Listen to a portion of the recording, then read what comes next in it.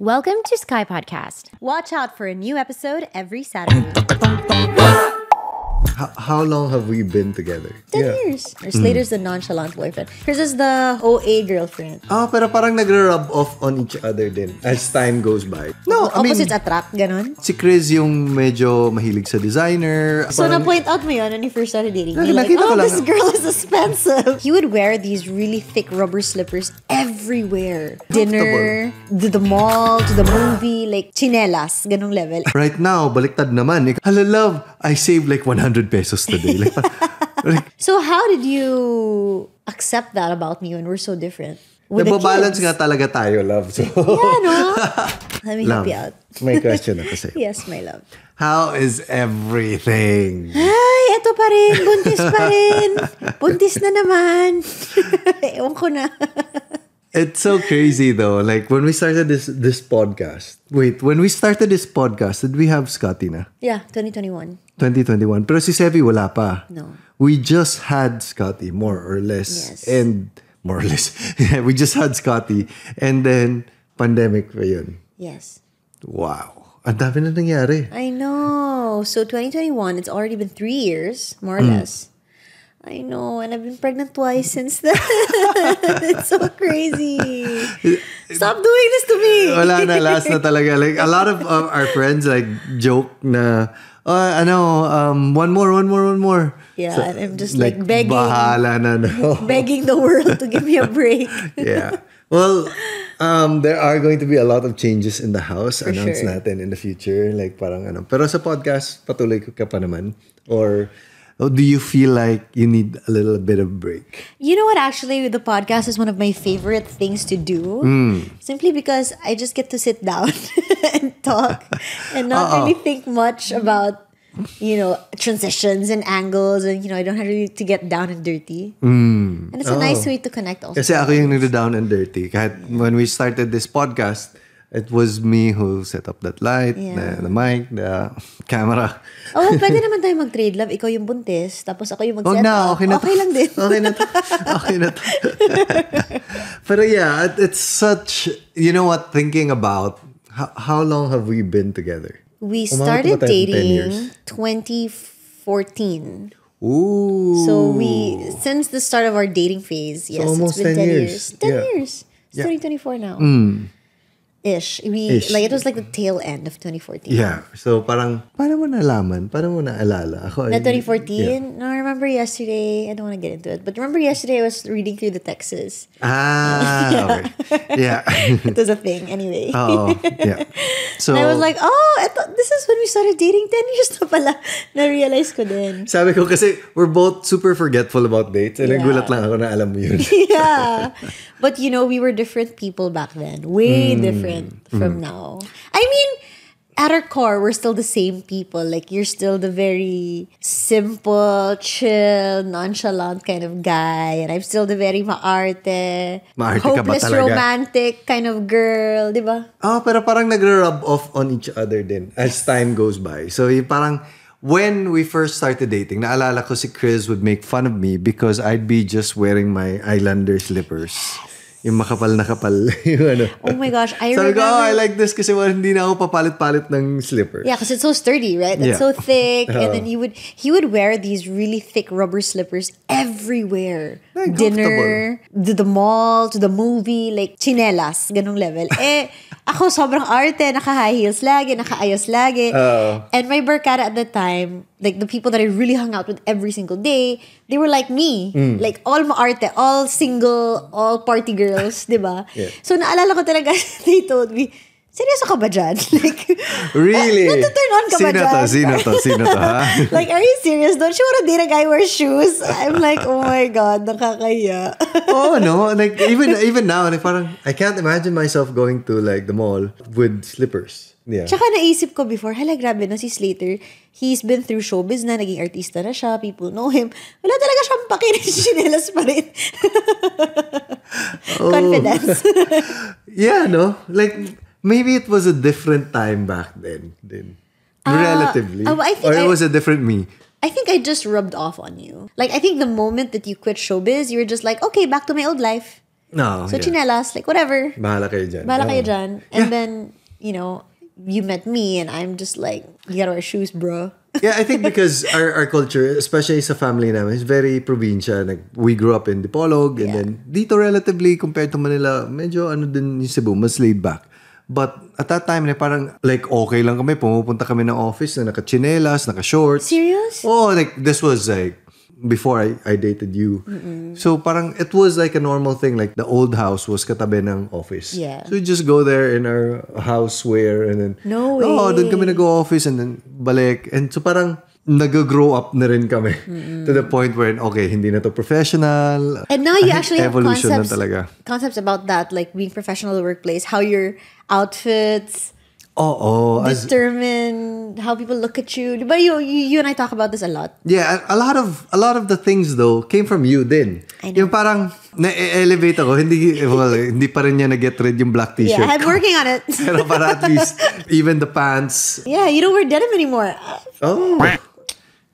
It's my doing, guys. Actually, itong denim thing, dati naka-jeans talaga ako. It's the best thing for Construction. ruggedness sa construction and everything. The thing about it is, sobrang init din. And sobrang bigat. Na after a while, when you're like, sanay ka na sa mga, hindi naman to khaki, what would this be called? Like slacks type thing. Medyo mas relax na siya. So, nag-rub off si Chris sa akin in those sense. And alala ko meron kaming client na nagbenta kami ng bahay. And then sabi niya, sino ka? Hindi niya ako kilala from PBB and everything. Naka-jeans Grabe lang naman ako. yung tanong, sino ka? No, pero hindi naman yung sino ka na sino ka. But parang more of, I'm gonna be spending a lot of my money on this project, on I this need to house. trust you. Who are you? Yeah. What's your background? Like, parang hindi niya talaga ako kilala. And sanay kasi ako na parang, people know me naman. Like, parang Cebu so small, ganyan. Ito, timing lang. Hindi niya ako kilala. Hindi niya kilala yung family namin. So parang, I was driving my old car na may banggang malaki. And then, mahilig ako sa yung rubber lang na was Watch. 900 peso watch na sinuot ko. And I don't know, just Black my t-shirt, typical jeans. relax na look. And then, parang normal lang naman. Ang dami mga kilala sa akin. Sabi niya, sino ka? And ang tagal namin, this was a conversation for like 15 minutes. Uncle, ito yung business namin, yung dad ko, ganito, ganyan. Itong project natin. I had to like defend, like sobrang lalim. So after that, like parang, okay. Point taken. Next time, I'll do something about it. Yeah. I mean, as much as we don't like it, or as much as we say, don't judge a book by its cover, let's face it, that's really the society that we are in. Na people will really judge you based on how you look. Diba? Kasama talaga yun. Hygiene mo, outfit mo. Yep. So, love, I rubbed off on you fashion-wise. Yeah, feeling ko, ganito, something that we've mentioned multiple times in the podcast but bears repeating is that when we got married, yung si Father Monching was telling us na the person you're with right now, the Chris that you're with, is going to be a different Chris over the next few years and throughout the course of the marriage. And that is something that you have to learn to love. You have to learn to love the different types of your partner as you evolve. So parang ganyan din lang talaga yung journey natin as boyfriend-girlfriend and the whole marriage thing, diba? It's crazy that you remember that so well. Like, you always bring it up in the podcast, but I don't remember him saying that at all. Ano ka? Sabaw ka nun. Somehow I was like, ooh, I'm getting married. No, it's like, it's an interesting point. It's a point that needs, like, looking back at my past self. There are a lot of times na nahihiya ako sa sarili ko. Yeah. Parang, I'm sure, like, 5 years ago, nahihiya ako, na akala ko ang galing-galing ko na. Now, sometimes when, like, I'm in a very, very big stage in my life where there's a lot of growth, family-wise and business-wise, career-wise. Yung parang even 2 years ago, nahihiya na ako na, ito yung principle ko. And that's the way I was thinking 2 years ago. But then, parang I catch myself and say, that's actually a good thing. Yung tipong nahiya ka sa kung sino ka dati is a very good thing because meaning na nag-grow ka ng mabilis. Diba? And that you can catch yourself improving. Yes, you actually see that, hey, my mindset is very different from my mindset before. And nag-evolve. Kasi kung hindi mo nakakatch yung sarili mo, it means you're the same person. Oh, like when we first started dating. Malay mo ba perfect ka before? Pero paano mo na-cambio love? Kasi when we first started dating, yung chinelas, but also, I remember, career-wise, I was still in PBB. Na hindi, palabas na ng PBB, but I was still kind of like doing teleseries and all these things. Like, actually, one of our first dates was us watching a movie wherein I was part of it. Diba? So, was it ever a thing that you did consciously na, okay, nagbago na si Slater, or may napansin ka ba, and paano mo na... You know what? I've been very honest with you from the start. That when we first started dating 10 years ago, I really wasn't in it seriously. Like, it was just, we'll see how it goes. And I feel like it was also a very different Chris, a very different mindset, because I had just gotten out of a very long-term relationship. So I just really wanted to have fun and see where it went. Tsaka before, parang, I was 24 at the time, single. First time to be single since I was 15. Can you believe? Wow. Okay. So parang, what is this dating world?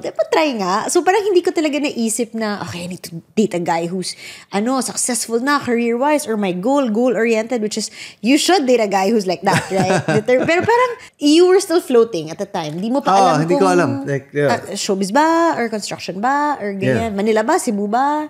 Floating ka pa lang. Ako din, feeling ko floating pa lang. Tsaka, I guess no one really was there to guide me and tell me, like, this is what I should be doing. Or this. It's just really so timely and lucky for us to be growing at the same pace together. Yeah. Separately but together. Something like that. Kasi parang naisip ko lang, ay, cute. Sana he likes me. Well, ganun lang. Very babaw. Yeah. So I was really discovering who you were along with you when you were discovering yourself. Yeah.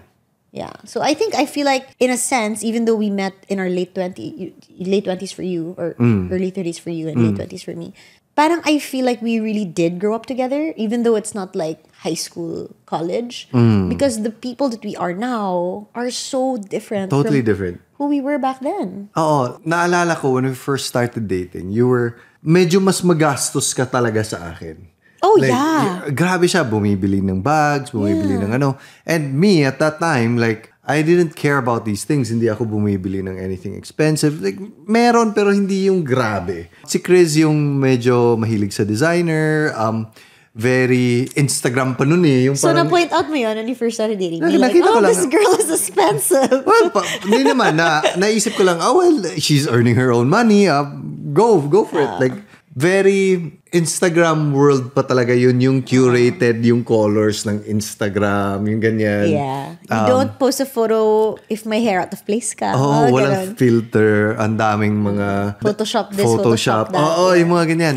So parang sa akin, okay, this world. Okay, it was something new to me also. I remember, yun, pinagtatawanan mo yung mga photos ko kasi I post like, okay, wala na akong post sa Instagram. I'll do a selfie, or I'll do a kind of like an outfit shot, pero walang outfit. Walang care. I didn't even know how to look at what the background was. That's strange though, because you were in showbiz at that time. So hindi siya thing sa showbiz eh. Hindi siya, like at that time, when you were in showbiz, you just post photos about your day and hindi siya curated. Right.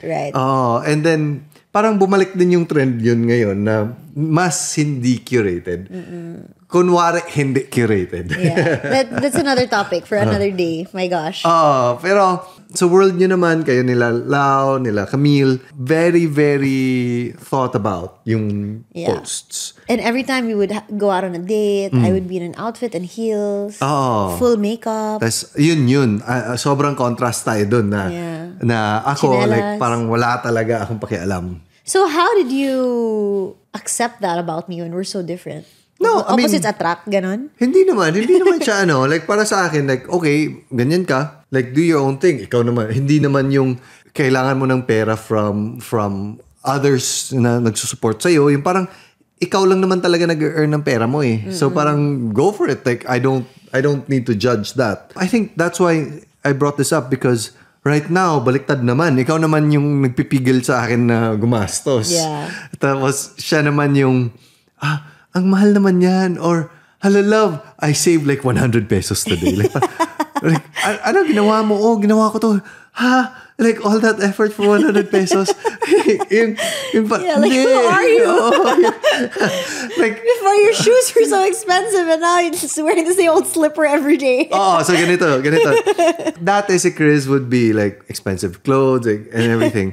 And ngayon, like, love, dun ka, may mas mura dun na gasoline station kahit malayo. Punta ka dun. Like, para sa akin, hoy, for me to drive there, I would spend gas going there and then spend time going there to save like 100 pesos. No, I get your logic. That was a miscalculation on my part. Pero parang But to my defense, before you were saying na I spent my own money. It was a time in my life where I finally got to earn my own money and I had the liberty to spend it as I wanted. Yes. So I got to experience that. But now, I feel like I'm very responsible with my money. So before, naalam kong ako lang yung only responsibility ko. Sige, I can save this much, I can spend this much. But now na ang dami na natin, like we have 3 kids. Feeling ko everyday, breakfast, lunch, dinner, nagpa-party ako. You know what parang I mean? nagpapakater. Nagpapakater ako. Kasi ang dami namin eh. So, there's always that at the back of my head that, I can't be so loose with my money because at the end of the day, I'm now supporting so many people. I think that's the good thing about us. I don't know if this is true for all the relationships out there. Like, parang may balance eh. Like, pag masyado siyang malakas gumastos, ako yung nagbabalance. And pag na-opposite naman, ako yung nagbawi naman. Bawi naman. So now that I'm tipid, ikaw yung magastos. Oh, like, I can imagine that if there was let's say, for example, in the future, sasabihin mo, love, I really want a nice car na. I think I deserve it. Feeling ko, subconsciously, ako yung magto-throttle down. Subconsciously. Na okay, sige, bili tayo for you. And then, feeling ko lang na, sige, ako naman yung magtitipid. Like, okay. Feeling ko lang na ganyan. Because Leader's always pushing me like, oh, you should get a nice car. You should get a nice car. And I'm like, no, I like my car. It's perfect. It runs well. It's also the kids' car when they go to school. So it gets really dirty and messy, as a kid's car. Yeah, that's why I tell you na they should get a nice car because yung kotse talaga ni Chris is sad. like, pagpasok mo sa kotse ko, ang linis, everything is in the right place because I'm the only one using it. Like, I have my bag there and then I have my water bottle and then that's it. Yeah. Like, there's nothing out of place. Pero pagpasok mo dito sa kotse ni Chris, may car seat na puno-puno ng crumbs. may laruan here and there in yung mga floor, pockets. everywhere. Stickers everywhere. Ganyan lang naman talaga life. It's okay. Mag-graduate din tayo dyan and then I'm gonna miss it. So it's fine. I still think at the core, hindi pa rin tayo nagbabago. You're still the Chris that I married at the very, very core. Pero it's interesting lang to see the evolution of us being us na. Yeah. I feel like when people label us as something, like for example, okay, Slater's the chill boyfriend or Slater's the nonchalant boyfriend. Chris is the hopeless romantic. She's the OA girlfriend. Parang hindi kasi siya nagsa-stop lang doon. Diba? Parang, yeah, okay, chill siya, nonchalant siya. But there's so many other aspects of your personality there also. Like, okay, OA ako. Like, I'm dramatic, I'm romantic, I'm maarte, I'm magastos, all of these things. But also, behind that is, when it comes to the kids, I'm frugal. When it comes to this, I'm responsible. I think, You know what I mean? Kasi parang, I cannot be chill if you were not chill. You cannot be chill if I weren't in control. Right? This is like with the layers of all these things. Like, because in a lot of aspects, you are controlling it already. Kaya kong magiging chill.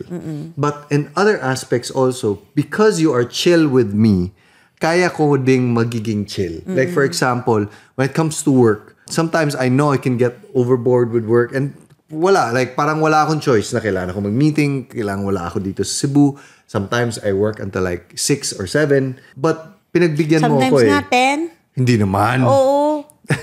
Example. Like example, I was like, aren't you gonna come to bed? I'm gonna sleep. Bahala ka dyan. It happens, love. Yeah. But, rare naman. And then rare you just naman. say like, may tinatapos lang. Oh. I'm like, okay, better you than me. So yun sinasabi ko na parang, because she allows me to do that, nagiging relaxed din ako when it comes to the time where I have to be relaxed also.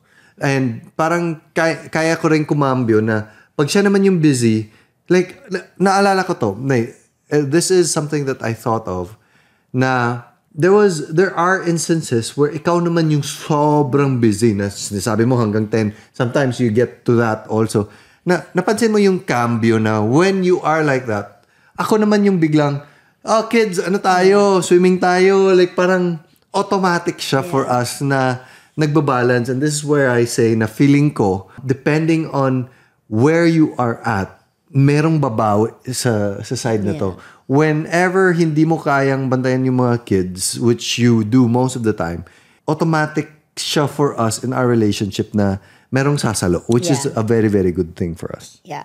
We hear that all the time now, that it's not really about a 50-50 in the relationship. It's like if Slater comes home and he's at a 10, then I will put in the 90% and vice versa. Yeah. Like last night, I was so sick, with this pregnancy and all, and I wasn't feeling my best, and I just left Slater with the kid. I didn't even tell him anything. I was just like, bala kayo dyan, I'm gonna go to bed.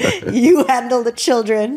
And I didn't have to say anything. Yeah, it just kind of happened. Yeah. Parang, automatic siya na nakukonsensya ako na, walang naglalaro with the kids. Sige, ako na naman. Ganyan.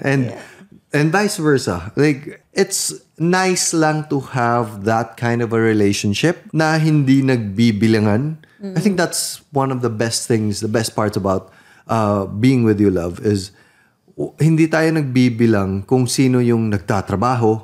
Kasi we can count all the time talaga. And posibleng yung pagbilang natin is, yung nakikita natin is yung side lang natin. Like for example, I can easily say, grabe, hanggang 10 ako nagtatrabaho, ikaw nasa bahay ka lang.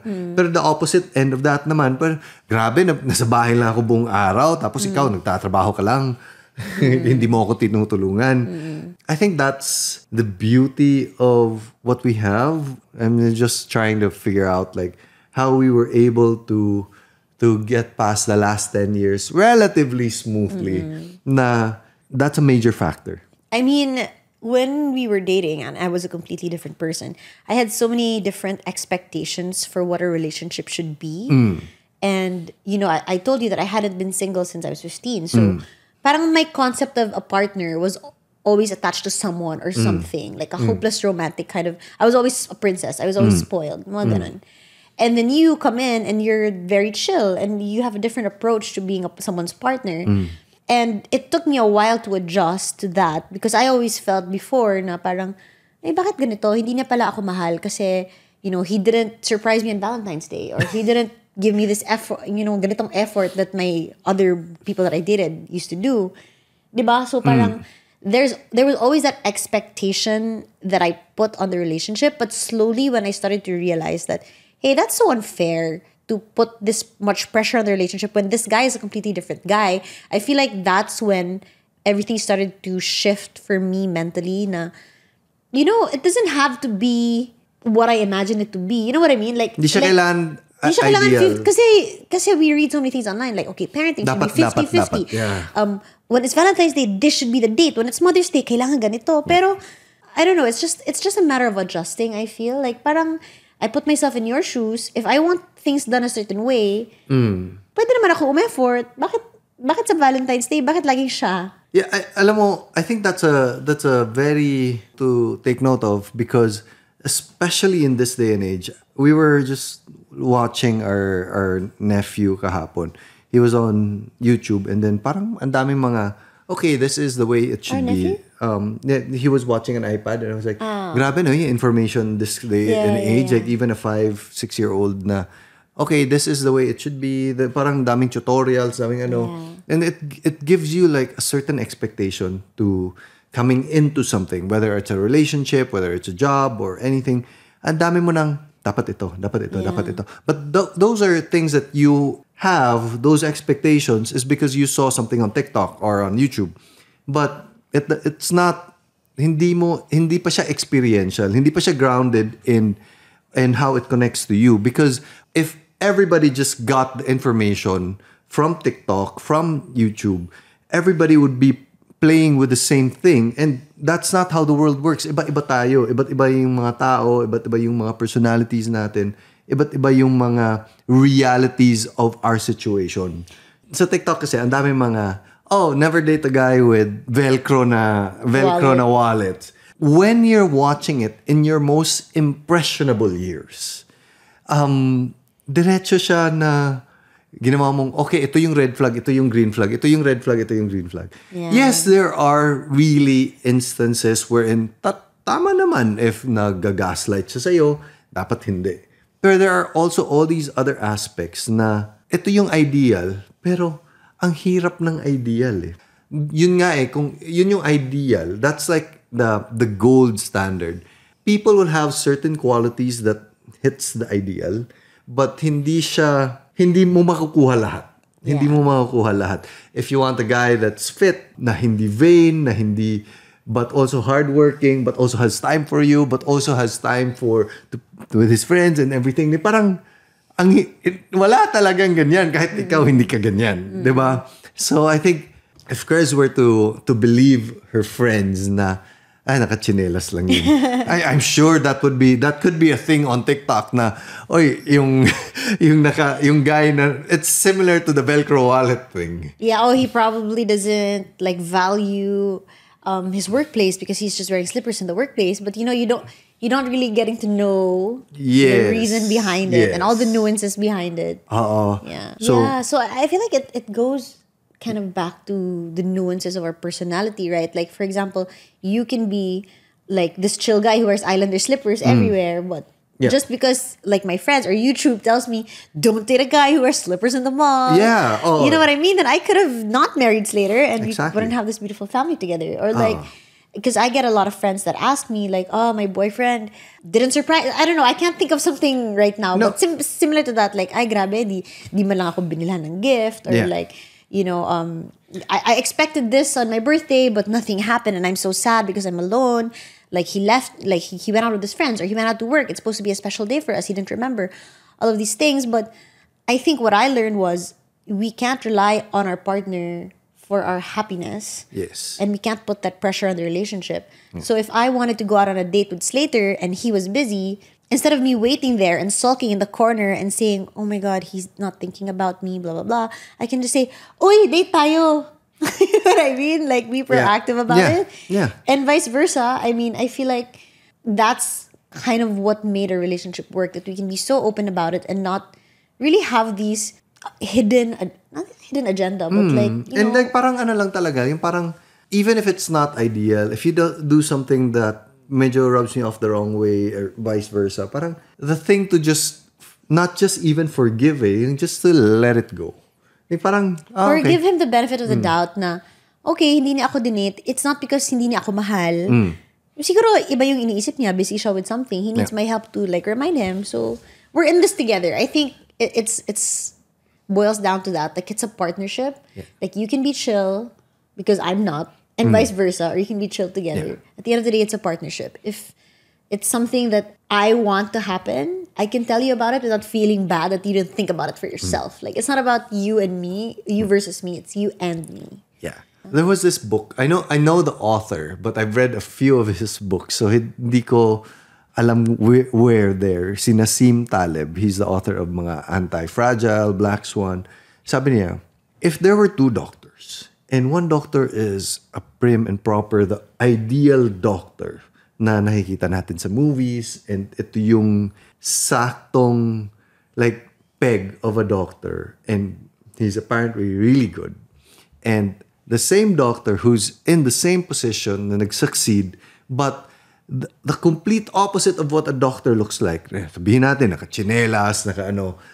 Sabi niya, kung papapiliin ka, your face value would be to go to doctor number one. But, sabi niya, if you really think about it, the likelihood of the second doctor, the doctor that doesn't look like a doctor, to be a lot better, the likelihood of him to be a lot better would actually be higher because he went against the grain, he went against the standard, but parang sa impression pa lang talo na siya eh. Pero because he's at that level still, means that he is doing a lot more right, aside from the aesthetic point of view. So parang maganda din yun na na something to think about. So, babalik ka na sa Islander slippers mo, meeting, Grabe siya, successful pa rin siya kahit nakachinelas.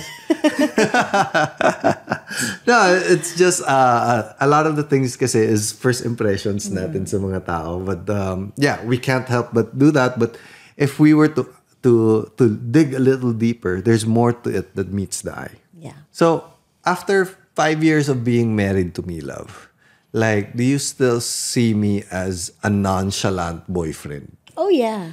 Nonchalant husband. Nonchalant. What does nonchalant like mean to you? Very, very chill. Hindi... I mean, I'm very thankful that you're very secure with who you are and you're very sure with our relationship and our family.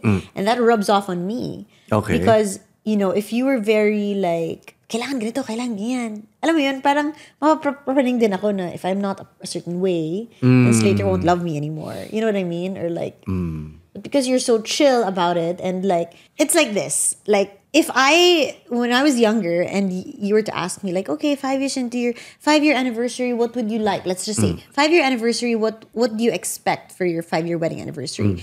So, I would love for my husband to fly me to this place and have this romantic date with me, maybe in Turkey, in Cappadocia or whatever, like all of these things, which didn't happen for us. We were so chill. We just went on a baby moon because I was pregnant and then, so wala kaming ginagawa, maglalakad lang kami. Walang romantic nothing. It was just a hangout. And, I could have looked at it in my eyes back then. Na parang, okay, this isn't the life that I want or whatever. But now, because Slater is so chill, and he's rubbed off on me, I can be chill in the relationship. It's an easy relationship. I don't have to think so much. And even though we don't celebrate how you would in the movies, I'm still very happy and confident in a relationship that I don't have to put in that much work. That's good, love. Even if di tayo nag-date, di ba kasi they say like once a week, kailangan mag-date kayo as parents without kids and you don't talk about kids. And we don't get to do that because, life happens. And she's pregnant. And I'm pregnant.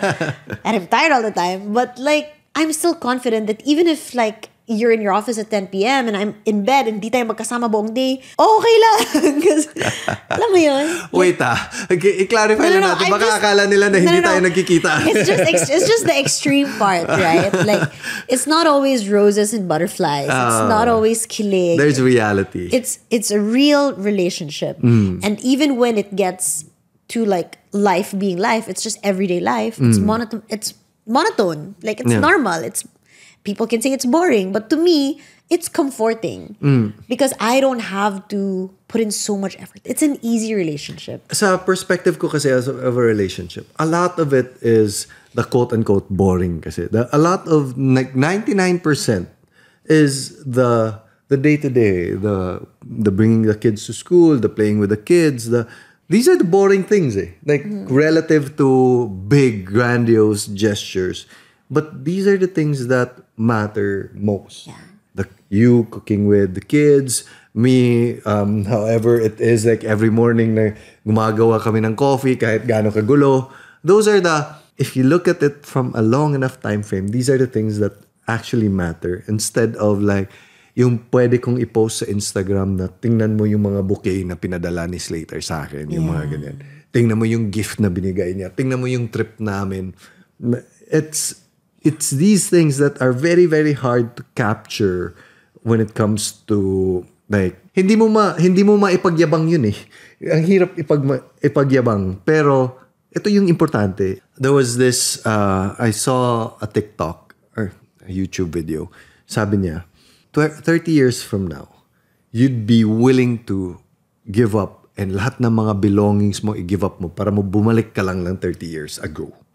When you're old and gray and your kids are away already, they're doing their thing already, they're getting married, they Sana have their naman jobs. Hindi yung 30 years. Sana mga 50 years pa yan, love. Sige, go. No, but 30 years from now, Scott will be 34.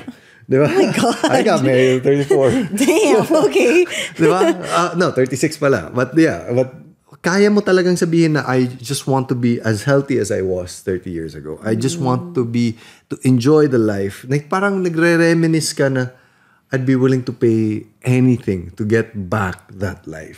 So parang yung pagnamnam mo ng mga ganitong bagay.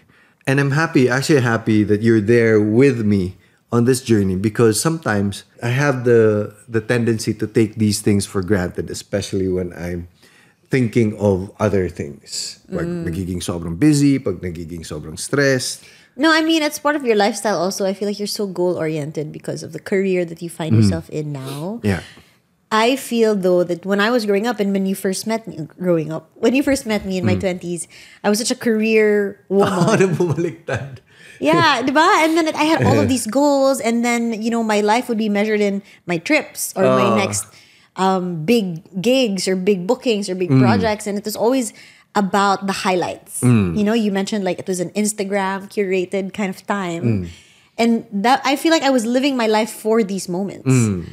And then now suddenly, like it was pandemic, we were all forced to stay home. I got married and we had just gotten married then, and I was pregnant, and it shifted like my whole content strategy, right? That it was like showing this shoot, this event, this trip, this ganyan. Eh, nasa bahay lang tayo lahat. So, okay, I'll just shoot what my everyday life is at home because I have no choice. You know, this is what it is. And I feel like that's really helped me grow a lot as a person because it's made me realize the beauty in the everyday. Yeah, the beauty in the mundane. The beauty in the mundane. And I know that sounds so cliche, but up to this day, these are like my favorite videos, not for public consumption, but for me to rewatch with the kids. Nababalance nga talaga tayo, love. So. Yeah, no? As in, grabe, like now, di ba I always tell you, like, oh, I'm so happy with my life. I'm so contented. Okay na ako hanggang dito lang. Kahit, di ba, like, I'm just happy with these everyday moments and I get to experience it or namnam ko siya now. Yeah, it's good also that we have family that supports all of these things. Kasi kahapon I was just in a conversation with my dad. Oh, Dad, we're gonna be going to Manila or expanding to Manila, etc. Sabi niya, just be mindful of what truly matters. Ganyan siya. Sabi ko, oh, okay. Yeah. Point taken.